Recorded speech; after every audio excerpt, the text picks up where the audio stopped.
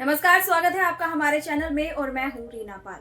दिल्ली में चुनाव है तो अरविंद केजरीवाल अपनी मुफ्त की पुरानी पॉलिटिक्स पर लौट आए हैं, अपने उसी अंदाज में जिसके लिए वो माहिर माने जाते हैं। जी हाँ, हम बात कर रहे हैं फ्रीबीज पॉलिटिक्स की। देश की राजधानी में चुनावी बिगुल बजने से पहले आम आदमी पार्टी की सरकार ने 5 साल से जंग खा रहे सौगातों के संदूक का ताला खोल दिया है और अब अरविंद केजरीवाल आए दिन बड़ी बड़ी घोषणाएं कर रहे हैं। दिल्ली की आम आदमी पार्टी सरकार अपना कार्यकाल पूरा करने के अंतिम दौर में है, तो अब सरकार को जनता की याद आई है या फिर यूं कहें कि सत्ता में वापस लौटने की चिंता खाई जा रही है। तभी तो मुफ्त की योजनाओं के बड़े बड़े ऐलान किए जा रहे हैं।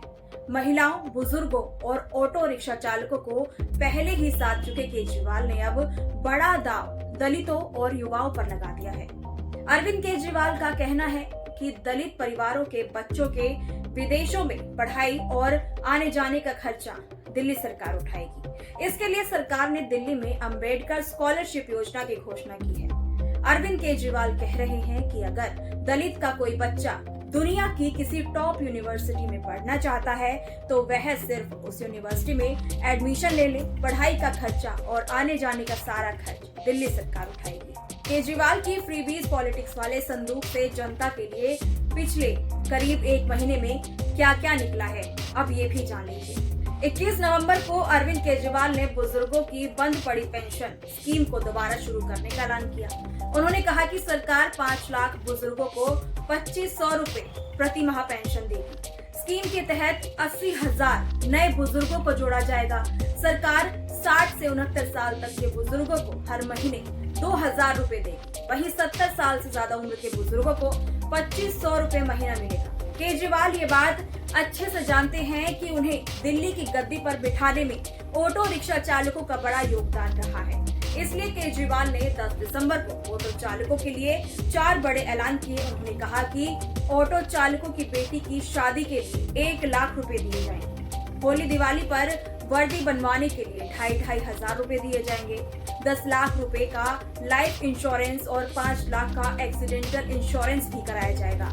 साथ ही ऑटो चालकों के बच्चों की कोचिंग का पैसा दिया जाएगा। मतलब आम आदमी पार्टी की सरकार ऑटो चालकों के लिए एक साथ मुफ्त की कई योजनाएं ले आए ताकि ऑटो चालकों की नाराजगी को दूर किया जा सके। बुजुर्गों और ऑटो रिक्शा चालकों को साधने के बाद केजरीवाल ने अगला दाव महिला वोट बैंक पर लगाया।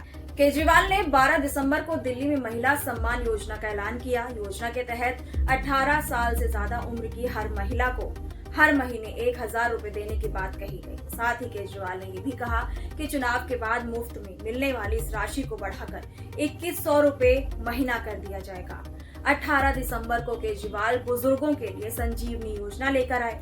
केजरीवाल ने कहा कि उनकी सरकार 60 साल से ज्यादा उम्र के बुजुर्गों का मुफ्त इलाज कराएगी। इस योजना का लाभ सभी वर्गों के बुजुर्गों को मिलेगा। केजरीवाल की फ्रीबीज वाले संदूक से जिस रफ्तार से योजनाएं निकल रही हैं, उससे अंदाजा लगाया जा सकता है कि केजरीवाल इस बार भी अपनी मुफ्त वाली राजनीति के दम पर ही दिल्ली में चुनाव लड़ने की तैयारी कर रहे हैं, क्योंकि वो ये जानते हैं कि फ्रीबीज पॉलिटिक्स वाले दांव से अब तक हर बार जीत उन्हीं की हुई है। केजरीवाल की राजनीति का तरीका एकदम साफ है। मुफ्त में बिजली ले लो, मुफ्त में पानी ले लो, बसों में महिलाओं को मुफ्त सफर, अस्पतालों में मुफ्त इलाज, सब कुछ मुफ्त में ले लो। बस अपना कीमती वोट हमें दे दो ताकि हम दिल्ली की सत्ता पर काबिज रहें। केजरीवाल ने अपने इस अंदाज से पूरे विपक्ष को हक्का बक्का कर दिया है। विपक्ष के पास केजरीवाल की फ्रीबीज वाली इस पॉलिटिक्स का कोई तोड़ नहीं है। हाँ, इस बार विपक्षी दलों के पास आम आदमी पार्टी सरकार की कमियों की लंबी फहरिस्त जरूर है, जिसे गिनाकर विपक्षी दल जनता का ध्यान फ्रीबीज पॉलिटिक्स के जादू मंत्र से बाहर निकालने की कोशिश कर रहे हैं। विपक्ष कह रहा है दिल्ली में प्रदूषण है, दिल्ली में हवा पानी खराब है, टैंकर माफिया हावी है, दिल्ली का विकास रुका हुआ है, स्कूलों और अस्पतालों का बुरा हाल है, डीटीसी बसों की सेवाएं खस्ताहाल है। इस बार केजरीवाल सरकार के पास भी विपक्ष के आरोपों का कोई जवाब नहीं है।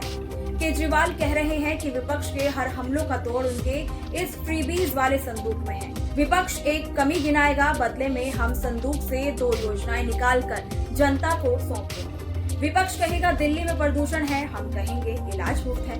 विपक्ष कहेगा डीटीसी बदहाल है, हम कहेंगे बसों में सफर मुफ्त है। विपक्ष कहेगा पानी दूषित है, हम ये कहेंगे कि मुफ्त में और क्या लो। खैर, सत्ता पक्ष और विपक्ष के बीच ये टकराव तो चलता रहेगा, लेकिन दिल्ली की दशा और दिशा जनता को ही तय करनी होगी। हमारी आपसे अपील है कि आपका हर एक वोट कीमती है। इसे मुफ्त की योजना के किसी भी लालच में आकर यूं ही ना गवाएं। समझदारी से वोट दें और एक ऐसी सरकार चुने जो जनता के हित में काम करे और राजधानी को विकास की नई बुलंदियों पर पहुंचाए। आप फ्रीबीज पॉलिटिक्स पर क्या राय रखते हैं, हमें कमेंट करके जरूर बताएं।